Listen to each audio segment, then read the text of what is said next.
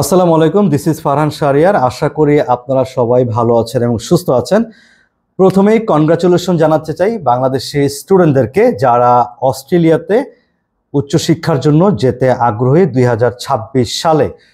So আপনারা অনেকেই social media platform থেকে জানতে পেরেছেন যে অস্ট্রেলিয়ান এডুকেশন মিনিস্ট্রি বাংলাদেশকে অ্যাসেসমেন্ট লেভেল 1-এ নিয়ে এসেছে। অস্ট্রেলিয়ান এডুকেশন মিনিস্ট্রি বাংলাদেশকে 1-এ নিয়ে আসার কারণে আপনারা কি ধরনের সুযোগ সুবিধা পাবেন, আগের থেকে ভিসা প্রক্রিয়া কোন কোন দিক দিয়ে শিথিল হলো বা হবে, এই বিষয়টা নিয়েই কিন্তু আজকে আমি আপনাদের সাথে খুব সুন্দরভাবে ব্যাখ্যা করে দিব।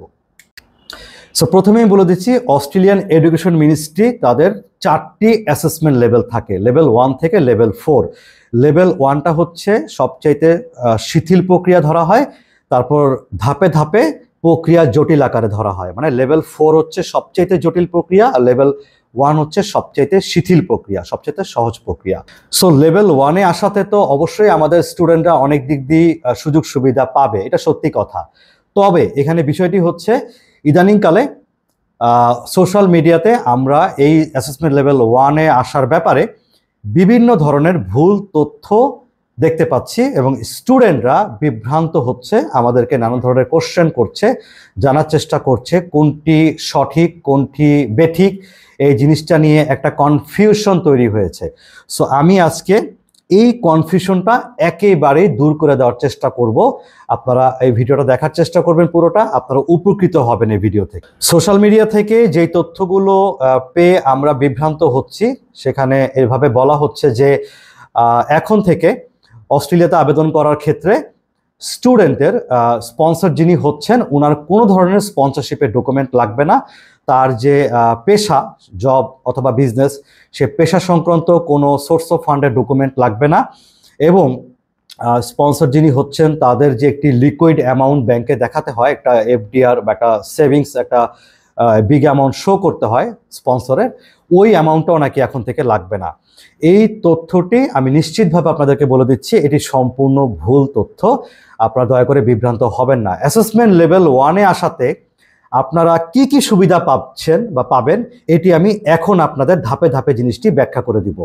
সো বাংলাদেশ যখন অ্যাসেসমেন্ট লেভেল 2-তে ছিল এই যাবৎকাল পর্যন্ত, তখন আপনাদেরকে কি করতে হতো, ভিসা পাওয়ার ক্ষেত্রে আপনাদেরকে অবশ্যই ইউনিভার্সিটিতে আবেদন করতে হতো। নাম্বার 1, ইউনিভার্সিটিতে সরাসরি আবেদন করতে হতো, হয় সেটা ব্যাচেলর প্রোগ্রামে অথবা সেটা মাস্টার্স প্রোগ্রামে, ডিরেক্ট প্রোগ্রামে আবেদন করতে হতো। ব্যাপারটা কিন্তু সিম্পল, খেয়াল করে দেখেন।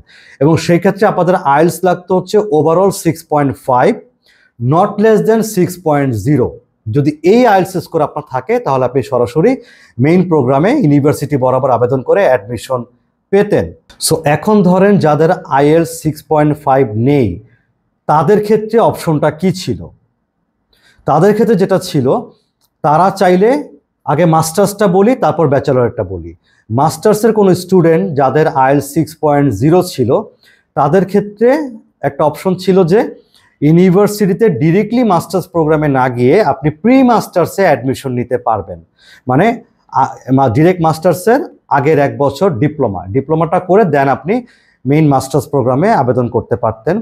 সেখানে অ্যাডমিশন নিতে আপনার লাগতো 6.0 মাস্টার্স প্রোগ্রামের ক্ষেত্রে। এবার আসি ব্যাচেলরদের ক্ষেত্রে, কি ব্যাপারটা কিরকম ছিল। ব্যাচেলর স্টুডেন্ট যাদের লো আইএলস ছিল, তাদের ক্ষেত্রে যেটা করণীয়, ডিরেক্টলি ব্যাচেলর প্রোগ্রামে অ্যাডমিশন তো সে পাচ্ছে না, তার আইএলস যেহেতু কম, সে 1 বছরের ডিপ্লোমাতে ভর্তি হবে। ডিপ্লোমা কমপ্লিট করার পর সে ডিরেক্টলি ব্যাচেলর প্রোগ্রামে শিফট হবে। এটাকে বলা হয় ডিপ্লোমা লিডিং টু ব্যাচেলর। তো সেই ক্ষেত্রে কিন্তু আইএলটিএস চাইলে 5.5 দিয়েও কিন্তু আবেদন করা যায় ব্যাচেলর প্রোগ্রামে। কিন্তু আপনারা এই প্রোগ্রামগুলোতে আবেদন করতে পারেননি কেন?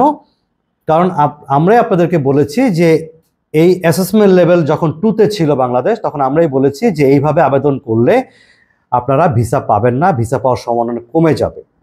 এই কারণেই আমরা সবসময় বলেছি যে আপনাদেরকে ইউনিভার্সিটিগুলোতে সরাসরি মেইন প্রোগ্রামে আবেদন করতে হবে, হয় ডিরেক্ট ব্যাচেলর না হয় ডিরেক্ট মাস্টার্স। তার জন্য আইএলস কত থাকা দরকার? 6.5, নট লেস দেন 6.0। এই ছিল অ্যাসেসমেন্ট লেভেল 2 যখন ছিল তখনকার ফর্মুলা। কিন্তু এখন অ্যাসেসমেন্ট লেভেল 1-এ আসার পর কি হবে, মাস্টার্স প্রোগ্রামে যাদের আইএলস কম আছে, যাদের 6 আছে, তারা চাইলে প্রি মাস্টার্সে অ্যাডমিশন নিয়ে এখন ভিসা পেতে কোনো অসুবিধা হবে না ইনশাল্লাহ।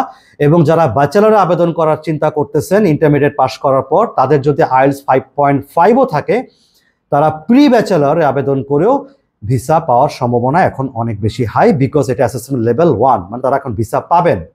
এই হচ্ছে গিয়ে একটা ফর্মুলা গেল।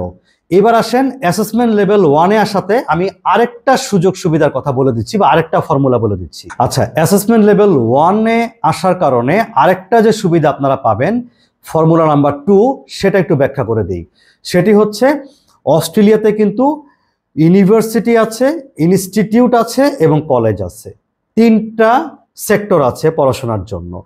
সো ইউনিভার্সিটি সবসময় অনেক বেশি কস্টলি হয়, এটা আমরা সবাই জানি টিউশন ফির দিক দিয়ে। তার থেকে ইনস্টিটিউটের কস্ট আরেকটু কম হয়। তো বাংলাদেশের যে স্টুডেন্টরা যারা অস্ট্রেলিয়া যেতে চান, তাদের অনেক সময় এরকম হয় যে বাজেটের একটা সমস্যা থাকে। তো বাজেটের সমস্যার কারণে তারা অনেকেই ইউনিভার্সিটিতে অ্যাডমিশন নিতে পারছেন না, হ্যাঁ, বা সমস্যা হচ্ছে। কিন্তু তাদের হাতে যে অপশন আছে ইনস্টিটিউটে অ্যাডমিশন নেয়ার, সেটা আমরা অনেক সময় নিষেধ করি বা আমরা অনুৎসাহিত করি এই জন্য যে ইনস্টিটিউটে অ্যাডমিশন নিলে আপনার ভিসা হবে না। ওই যে প্রথম ফর্মুলায় বলেছিলাম যে সরাসরি ইউনিভার্সিটিতে অ্যাডমিশন নিতে হবে এবং ডিরেক্টলি মেইন প্রোগ্রামে নিতে হবে।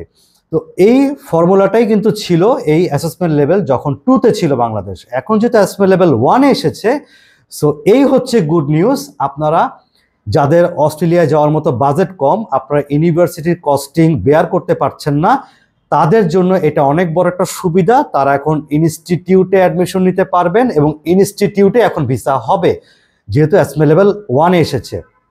সো ইনস্টিটিউটে আইএলসও 6.0 দিয়ে আবেদন করতে পারবেন মাস্টার্স প্রোগ্রামে। যারা ব্যাচেলর প্রোগ্রামে যেতে যাচ্ছেন তারাও 5.5 দিয়ে ইনস্টিটিউটেও আবেদন করতে পারবেন। সো এই হচ্ছে গিয়ে অ্যাসেসমেন্ট লেভেল 1-এ আসার সুযোগ সুবিধাগুলা। তার মানে আমি একটু সামারি করে দিই ব্যাপারটা, তাহলে কি দাঁড়াচ্ছে। অ্যাসেসমেন্ট লেভেল 1-এ আসার কারণে প্রথমত আপনারা যাদের বাজেট কম, যারা ইউনিভার্সিটি অ্যাডমিশন নিতে পারছিলেন না, তাদের ক্ষেত্রে ইনস্টিটিউটের দরজা খুলে গেল। ইনস্টিটিউটের টিউশন ফি অলমোস্ট ইউনিভার্সিটির অর্ধেক, এটা আমরা সবাই জানি পার ইয়ার। সো এটা একটা বড় সুবিধা, এখন তারা আবেদন করতে পারবে।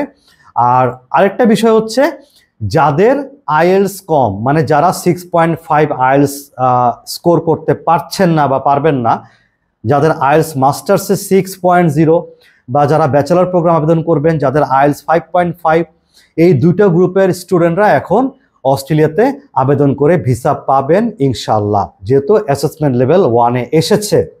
সো এই হচ্ছে গিয়ে আপনার অ্যাসেসমেন্ট লেভেল 1-এ আসার সুযোগ সুবিধাগুলা।